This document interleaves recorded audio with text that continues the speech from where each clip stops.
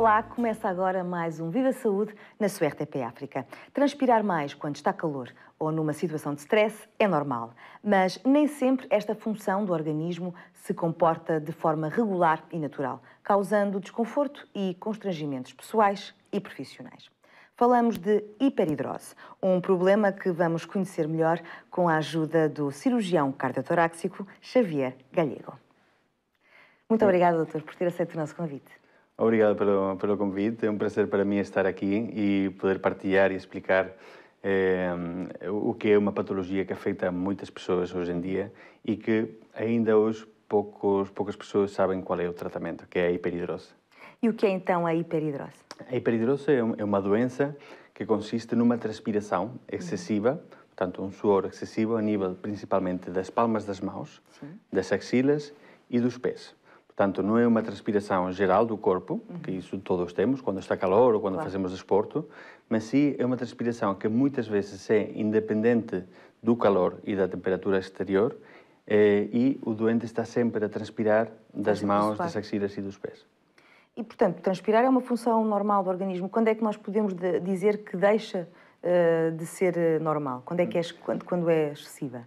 Nós fazemos um diagnóstico clínico, portanto é fundamental sempre avaliar o doente e ver o doente e saber quais são as suas queixas, porque efetivamente a hiperidrose é diagnosticada quando afeta exclusivamente a estes locais, não é? Que as mãos, axilas e pés e alguns doentes também na face. Isto é porque nestes sítios existem um tipo de glândulas na pele, que são as glândulas écrinas, que estão relacionadas com o sistema nervoso autónomo que provoca esta doença. Claro.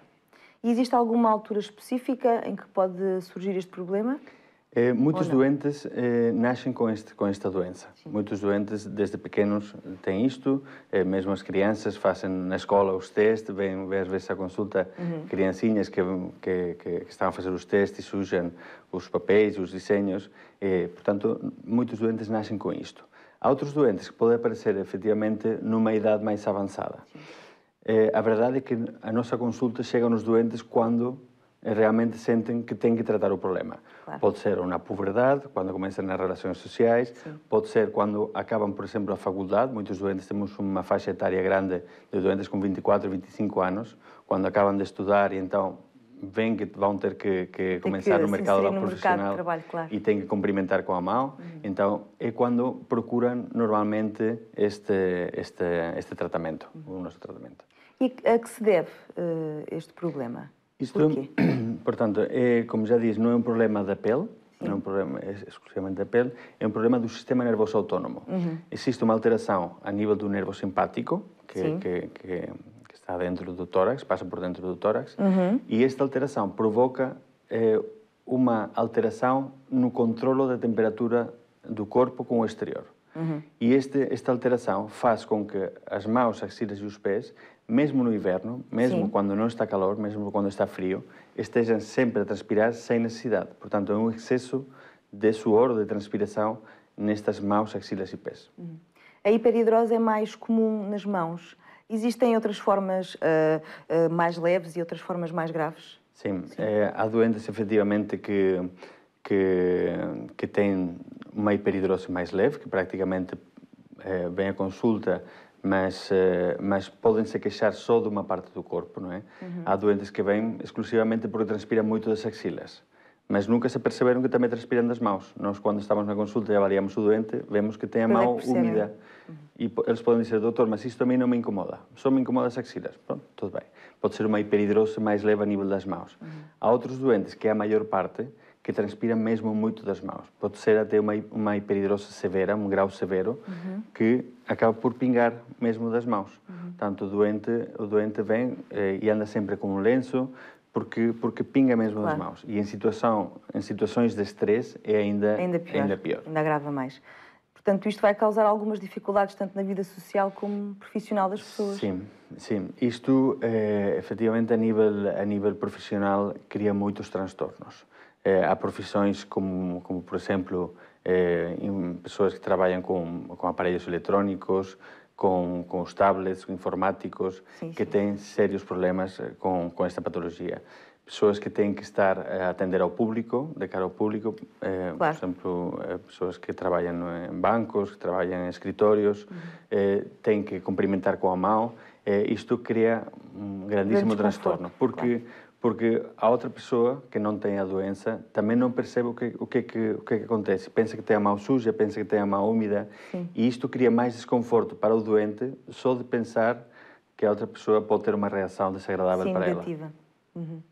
E é um problema muitas vezes minimizado e até mesmo desvalorizado, não é? Sim.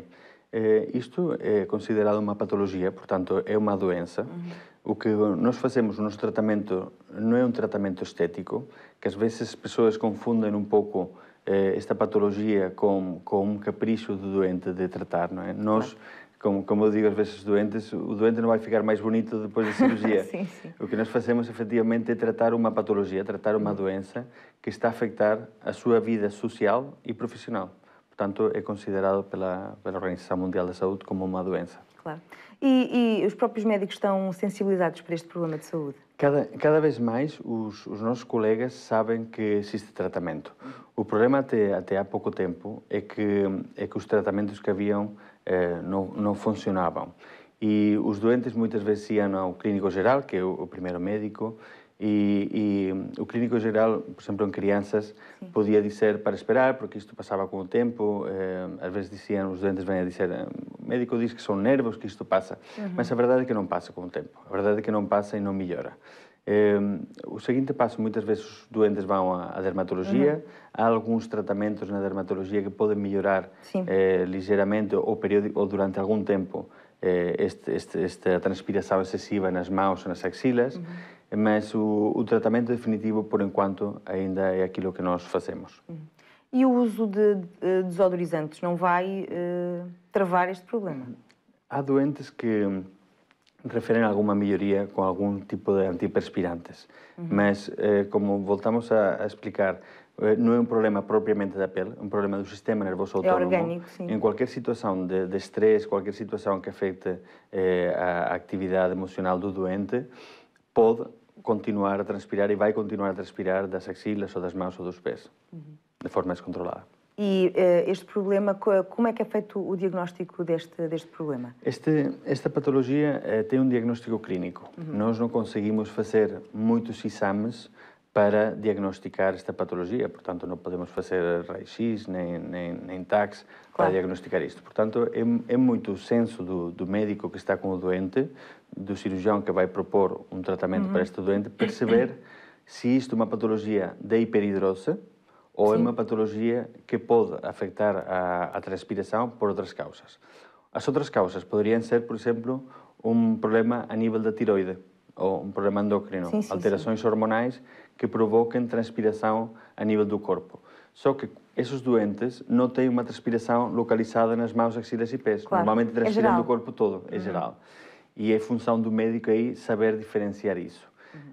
Há outros, por exemplo, outro tipo de doentes, senhoras que chegam aos 50 anos com a menopausa e começam com os calores e começam com aquela sensação de sufocos, de mais calor na face principalmente.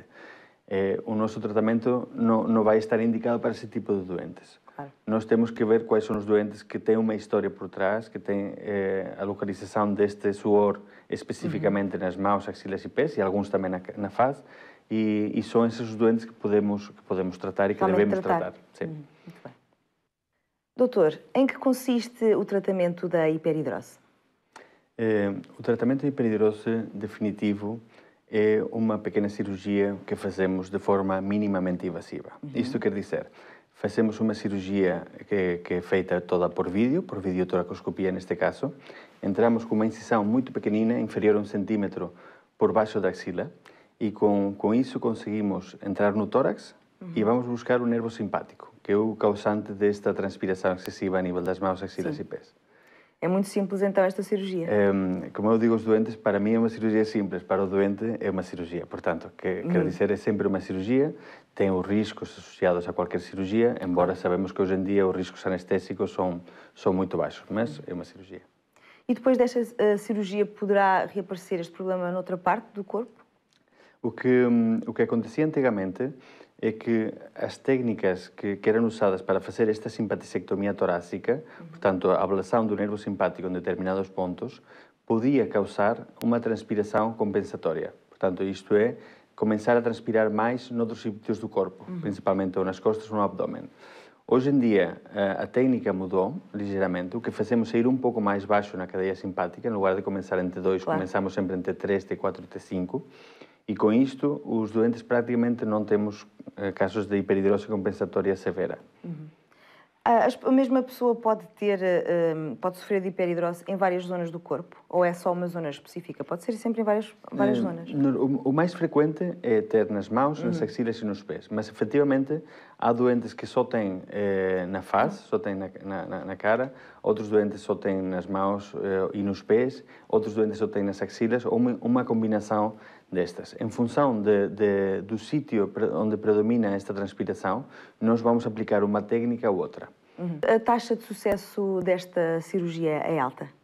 A taxa de sucesso é muito alta, é perto de 100%. Portanto, quase a totalidade dos doentes, na prática a totalidade dos doentes, sai do bloco operatório imediato, sai do bloco com as mãos secas, com as axilas secas e os pés também. Há doentes que, a nível da transpiração plantar dos pés, podem só melhorar ligeiramente, mas a maior parte ficam bem. O que mais incomoda os doentes normalmente é efetivamente as mãos e as axilas, que é aí onde nós temos uma taxa de sucesso maior. Nós ainda não falámos de números. Este é um problema que afeta muitas pessoas, mesmo? Há alguma percentagem que possamos falar aqui? Isto afeta mesmo a muitas pessoas. Só para ter uma ideia, em Portugal, a incidência desta patologia anda à volta de 2% da população, o que num país com 10 milhões de habitantes seria à volta de 200 mil doentes que têm este problema e que muitos deles não sabem que têm solução.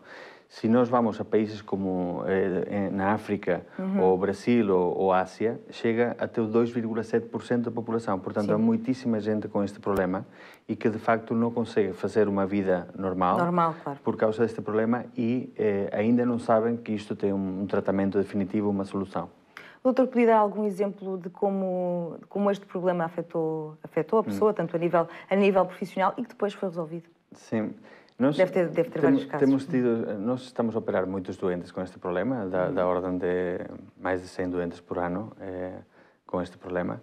E temos tido alguns casos que eu digo engraçados, realmente não são engraçados para o doente, mas um dos que podemos falar a nível como doença profissional seria o caso de um polícia aqui em Portugal, que estava a começar a fazer treinos para desativar bombas. E então, pronto, nos treinos começava a mexer nas bombas e nos cabos e começava a pingar suor nos cabos. E então disseram que não podia continuar com aquele programa porque efetivamente era um risco para isto. Então veio a consulta, operamos e pronto, a verdade é que ficou muito bem e continua com o seu programa e esperemos que continue a fazer um bom trabalho. Outros casos, sim, a nível sociais, que também, só para perceber o transtorno que pode causar isto, por exemplo, uma miúda com 18 anos, que o primeiro dia que foi tirar a carta de condução na escola, foi fazer uma aula, pegou no volante, molhou o volante todo, claro, porque estava com as mãos a transpirar. A professora meteu-se com ela, disser que tinha sujado o volante. A miúda saiu do carro e nunca mais voltou a pegar num carro até ser operada. Portanto, ao fim ela veio com 25 anos, portanto, 7 anos depois. Sim, ainda foi algum tempo de recuperação. Operamos a doente e pronto, depois conseguiu fazer uma vida normal. Portanto, temos tido casos muitos casos e eu cada vez mais percebo como afeta isto aos doentes no dia a dia. Hoje em dia, tudo que seja nos telefones, os tablets, tudo isso requer o touch, não é? E isto afeta muito os doentes no dia a dia, a forma de cumprimentar, a forma de trabalhar, é fundamental. Em todas as edições do Viva Saúde, damos voz às questões dos telespectadores. Para nos fazer chegar as suas perguntas ou curiosidades, só tem de clicar gosto na página do Viva Saúde, no Facebook, e partilhar connosco, por mensagem ou no mural, o que quer saber. O José Amaro, por exemplo, pergunta se é normal transpirar muito da cabeça. É normal, doutor? Pronto, a transpiração craniofacial, de facto, foi uma das primeiras indicações para fazer esta cirurgia. Esta cirurgia a primeira cirurgia destas foi feita em 1956, portanto, há já muitos anos. Sim. Só que a diferença de agora, antigamente tinham que abrir o tórax todo para fazer esta cirurgia. Hoje em dia, por uma incisão inferior a 1 centímetro, de forma minimamente invasiva, conseguimos tratar. Mas a transpiração craniofacial é um tipo de hiperidrose, é um tipo de patologia. E tem também tratamento igual, o que nós fazemos é ir um pouco mais alto na cadeia simpática. Pronto, mas também, por outro lado, também é das localizações da transpiração onde o médico tem que saber fazer muito bem o diagnóstico diferencial com outro tipo de patologias hormonais ou endócrinas. E existem contraindicações para esta cirurgia? Não, existem contraindicações no caso, por exemplo, doentes que tenham sido operados um pulmão, que o acesso seja mais complexo, pode ser uma contraindicação, porque o que eu, por exemplo, explico aos doentes é que isto não é uma patologia grave no sentido de vida ou morte, não é? Portanto, é uma cirurgia que vai melhorar muito a qualidade de vida, vai tratar esta doença, mas temos que ponderar os riscos da cirurgia. A maior parte dos doentes podem ser operados, mas temos que fazer uma história clínica prévia. Esta doença pode, com outros sinais associados, podem estar ligados a uma outra patologia? Normalmente não, portanto é uma patologia isolada. A única manifestação que está muito relacionada com a hiperidrose é precisamente o rubor facial. As pessoas que ficam muito vermelhas de forma súbita... Mas não estamos a falar de rosácea, estamos a falar exatamente. Não é um problema, mais uma vez, não é um problema da pele. Quando eu tenho temos muitos doentes que vêm à consulta também, não só por transpiração das mãos, mas também por rubor facial. O rubor facial também aí é o nosso trabalho, diagnosticar se é um problema da pele, como pode ser a rosácea, ou é um problema também do sistema nervoso autónomo. Há doentes em que as manifestações do sistema nervoso autónomo provocam um rubor facial, Sim, que os doentes descrevem como uma explosão de calor. É muito engraçado porque a maior parte dos doentes descrevem isso. Descrevem subitamente, tenho uma explosão de calor que sofre para a face, fico muito vermelho ou vermelha, e isto limita muito a minha atividade profissional e social. Tivemos um doente, já operamos há algum tempo, que era um professor universitário, e então quando os alunos levantavam a mão para fazer a pergunta, o professor, ficava corado e então ficava completamente limitado com isso. Claro. E conseguimos também tratar esse problema. E é importante dizer que as pessoas, após a cirurgia, vão logo ver os resultados da cirurgia. Portanto, poderão logo ficar mesmo com as mãos secas e com o problema resolvido. É o resultado imediato. Portanto, a cirurgia que nós fazemos é feita no bloco operatório, são 15 minutos de cirurgia, é uma anestesia geral, mas é uma cirurgia que demora 15 a 20 minutos, e quando o doente está já no recobro cirúrgico, o doente tem as mãos secas, de forma definitiva, e acabou o problema. O doutor já tratou pessoas de países africanos? Nós, neste momento, estamos a operar muitos doentes, também hoje em dia com os sistemas informáticos e as procuras na internet, por exemplo, doentes que procuram transpiração palmar, transpiração, excesso de transpiração, Lisboa, etc.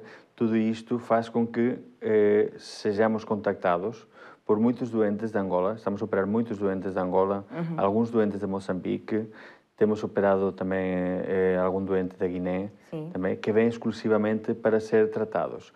O que nós fazemos, eles normalmente mandam um e-mail para a nossa unidade de hiperidrose, que é uma unidade que está constituída, e em algumas ocasiões o que temos feito é fazer uma consulta até por teleconferência, para nós percebermos se tem indicação para fazer o tratamento ou não. Quando o doente tem indicação para fazer o tratamento, o que se pode fazer é agendar uma data de cirurgia, e para isso o doente numa semana pode vir, ser operado e voltar para o país de origem tratado. Portanto, esta inovação na cirurgia e na forma de tratamento deste problema tem sido muito importante. Eu penso que sim, eu penso que é fundamental, porque foi a grande diferença neste tratamento, concretamente a divulgação. Este tratamento não estava divulgado, as pessoas ainda não sabem que têm tratamento, continuam a sofrer, vão ao médico e o médico muitas vezes diz que isto passa com o tempo, isto são nervos, deixa estar, não vale a pena tratar, mas o doente continua com muito sofrimento. Estas novas tecnologias e formas de informação, não é? Por internet e redes sociais, fazem com que o doente saiba que tem tratamento e onde pode acudir, onde pode perguntar, e a facilidade também de vir uma semana aqui em Lisboa, por exemplo, ser tratado e voltar para o país de origem. E há mais exemplos do caráter inovador, por exemplo, da cirurgia em si? É verdade que esta cirurgia pode ser depois vista pelo outro médico que segue este paciente? Nós temos simplificado muito esta cirurgia. Era uma cirurgia, como já disse, há 50 anos, tinham que abrir o tórax dos dois lados, era complexa, mas também antigamente havia aquela expressão de grande incisão, grande cirurgião. Sim. Né? Hoje em dia, eu sempre digo que é o contrário. Quanto menor seja a incisão, mais pequena, nós achamos que o cirurgião é melhor. É melhor, mas pronto. Pelo menos é melhor para o doente, isso tenho certeza absoluta. E é isso que nós tentamos fazer, ser menos invasivos, incisões pequenas. E então, o que fazemos a nível de inovação desta cirurgia, o que temos feito é melhorar a forma de fazer a cirurgia, melhorar a técnica para que o resultado seja melhor, por exemplo, para não ter este problema da transpiração noutros sítios do corpo, fazer com que o doente possa ser operado de manhã e ao final do dia vai para casa, portanto, na prática é uma cirurgia quase de ambulatório, se não houver complicações. Claro. Deixamos de pôr drenagens torácicas para o doente também não ter dores no pós-operatório e, passada uma hora da cirurgia, o doente pode se levantar e estar normal, com algumas queixas, é evidente, mas pode estar normal e então tudo isto tem vindo a simplificar muito a cirurgia. Outra das inovações que também estamos a fazer, mas provavelmente não é uma inovação, mas eu acho que é um gesto de confiança para os doentes, é que nós gravamos a cirurgia em vídeo, temos neste caso umas pendrives, e damos uma pendrive ao doente com a sua cirurgia. Isto serve para mostrar que, efetivamente, o que é que fizemos, que não houve complicações, e também que eu acho que o doente tem os direitos de saber o que é que foi feito com o seu corpo. E é importante para os médicos que acompanham estes pacientes, pelo menos logo no primeiro contacto, que é importante dizer-lhes que há tratamento e que há solução para este problema. Eu acho que é fundamental. Cada vez mais nós temos feito um trabalho de divulgação, por exemplo, com colegas de dermatologia, que inicialmente não acreditavam muito neste tratamento, na cirurgia, e via-se sempre como um tratamento da última linha. O doente passava por muitos médicos, clínicos gerais e dermatologistas, muitas vezes até chegar à cirurgia. E nós temos conseguido mostrar os nossos resultados, que são bons, que os doentes ficam satisfeitos com o tratamento, e isto faz com que cada vez mais os doentes venham dirigidos pelos nossos colegas diretamente para uma consulta de hiperidrose, para uma consulta de cirurgia cardiotorácica, neste caso, connosco. Muito obrigada, Dr. Xavier, por ter estado aqui connosco. Foi um prazer e obrigado, e ficamos ao dispor para qualquer situação. Obrigada, até uma próxima. Obrigado. Recordo que o Viva Saúde está também no YouTube e em rtp.pt/play para que possa ver ou rever os temas da sua preferência sempre que quiser.